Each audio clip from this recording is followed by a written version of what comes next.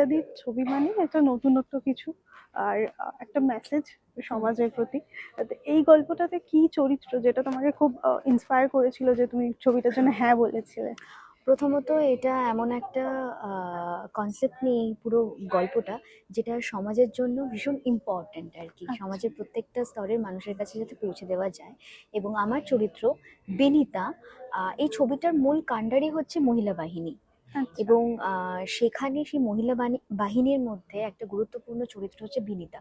এবার এক্স্যাক্টলি বিনিতার কোন দিকটা আমাকে যদি বলতে চাও যে অ্যাট্রাক্ট করেছিল এই চরিত্রটা করার জন্য আর কি, হুম। প্রথমত হচ্ছে উইন্ডোজ, হুম। দ্বিতীয়ত শিবুদা নন্দিতাদির পরিচালনায় কাজ, এবং আমার প্রথম ছবি এরকম বড় একটা প্রযোজনা সংস্থার সঙ্গে এরকম গুণী মানুষদের সাথে, এই অপরচুনিটি তো মিস করা যায় না। এবং তৃতীয়ত আমার মনে হয় যখন ডায়লগ বলাটা হয়তো অনেক বেশি ইজি চোখ হুম। দুটোকে কাজ করানোর থেকে, তো হুম। বিনিতার ইউএসপি হচ্ছে যে কম কথায় শুধু চোখ দিয়ে অনেক কিছু ইমোশন এক্সপ্রেস করা।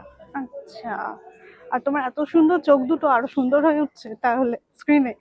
জানি না, আই হ্যাভ ট্রাইড, বাকিটা কি হয়েছে না হয়েছে আমি বলতে পারবো না। আচ্ছা, আর রাইমা সেনের সাথে একই হুম, স্ক্রিন, সেইটার অভিজ্ঞতা কিরকম? She is so sweet, so humble, ভীষণ মিষ্টি, দুষ্টু মিষ্টি একটা মানুষ। ভীষণ ভালো অভিজ্ঞতা, প্রত্যেকের সাথে ভীষণ ভালো অভিজ্ঞতা।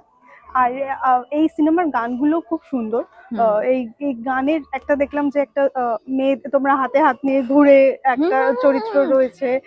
সেখানে কোনো এমন স্মৃতি বা ছোটবেলার যে মেয়েদের মধ্যে আমাদের যে খেলা, এগুলো খুব কোথাও উস্কে দিয়েছে এই মেমোরি? এরকম কোনো কিছু মনে হয়নি, মানে আমার ছোটবেলাটা না খুব একটা খেলাধুলোর মধ্যে দিয়ে কাটিনি আর কি। খুব আচ্ছা। পড়াশোনা করে নাচ গান এই সমস্ত কিছু করে কেটেছে, আচ্ছা। খুব প্রেশারে রাখা হতো।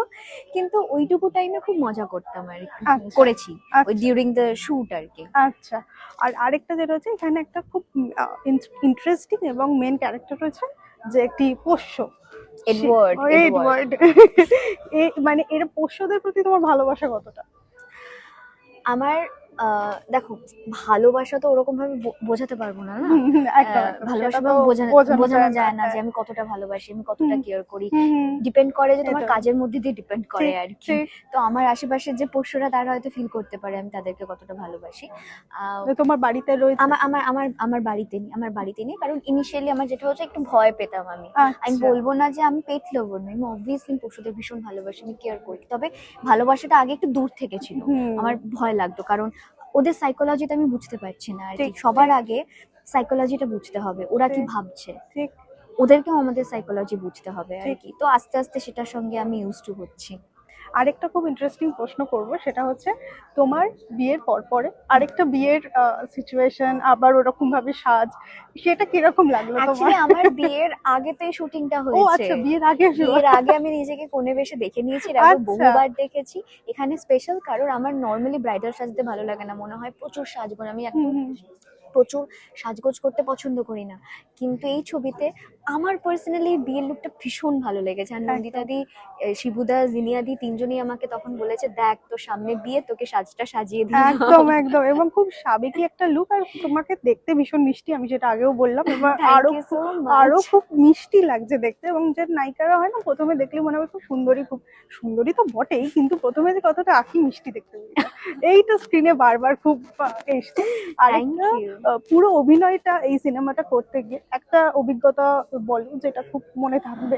আমার মনে হয় ফুলপিসি ও এডওয়ার্ড, নন্দিতা দি, শিবুদা, পুরো ইউনিট এবং উইন্ডোজ প্রোডাকশন হাউস, এই প্রত্যেকটা এক একটা অভিজ্ঞতা আমার কাছে, একটা ইনস্টিটিউশন তো এটা। হুম, একদম একদম। আর যেটা শেষ প্রশ্ন দিয়ে হুম। শেষ করব, সেটা হচ্ছে এই পুরো শুটিং চলাকালীন বকা খেতে হয়েছে সেটে? আমি একদম বকা খাইনি। এত আমাকে মিষ্টি এই মেয়েকে কে প্রশ্নটা বকবে? সবাই সবাই কেন করছে আমি জানি না, আমি একদম বকা খাইনি, ভীষণ ভালোবাসা পেয়েছি। মানে দিদি আচ্ছা। জড়ি ধরছে, চুমু খাচ্ছে, দাদা থামস আপ দেখাচ্ছে, দারুণ হচ্ছে।